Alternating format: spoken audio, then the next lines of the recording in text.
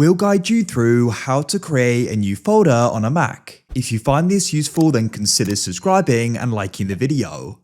Having a folder is really convenient because then you can go and organize files. You can go and create different folders for different things like photos, school, work, business. You go and get the idea. So what you want to do is decide where you want to go and have the folder.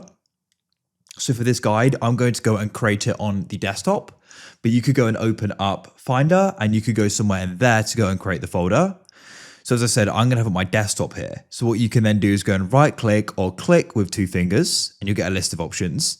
And you want to go and find the option for new folder. Click there and the folder's then made. Name it what you want. I'm going to name this Realm and press enter and that's it. Now you can click, hold and drag it to go and move it where you want it. And to put files into it, you literally click, hold and you can drag and drop them on the folder and we can double click on it to open it up. And then we have it. Leave a like if you found this useful.